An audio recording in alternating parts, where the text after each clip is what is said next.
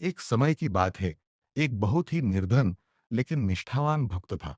वह प्रतिदिन मंदिर जाकर भगवान कृष्ण के सामने रोता और शिकायत करता, हे प्रभु, मैं वर्षों से आपकी इतनी सेवा और प्रार्थना कर रहा हूँ, फिर भी मेरा जीवन दुखों और अभावों से भरा है।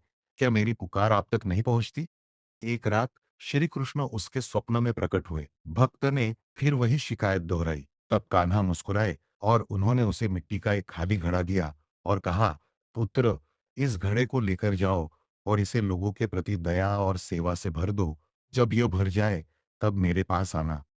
भक्त हैरान था, दया को घड़े में कैसे भरा जा सकता है, लेकिन उसने आज्ञा मान ली।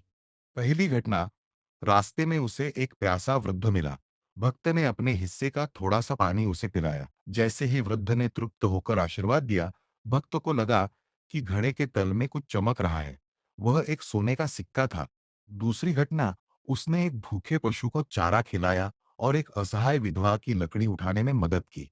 हर बार जब वह किसी के चेहरे पर मुस्कान लाता, घड़े में अपने आप अनाज और बहुमूल्य रत्न बढ़ने लगते। कुछ समय बाद वह खाली घड़ा पूरी तरह से धन धान्य और समृद्धि से भर गया। भक्त उसे लेकर श्री कृष्ण के पास पहुंचा और चरणों में गिर पड़ा। उसने पूछा, प्रभु, मैंने तो केवल लोगों की मदद की, फिर यह धन कहाँ से आया?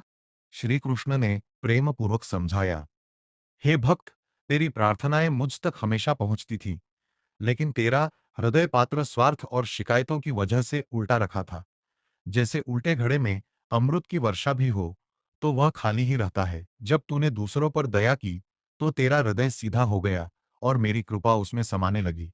यह कथा हमें सिखाती है कि प्रार्थना केवल मांगने का नाम नहीं है, बल्कि देने की क्षमता विकसित करने का नाम है। खाली घड़ा हमारा मन है। दया वह कुंजी है जो ईश्वर के खजाने का द्वार खोलती है। अनाज और समृद्धि यह केवल भौतिक धन नहीं, बल्कि वह आंतरिक शांति है जो निस्वार्थ सेवा से मिलती है। दान और दया करने से धन घटता नहीं, बल्कि उसकी ऊर्जा पवित्र हो जाती है और वह कई गुना होकर वापस लौटता है।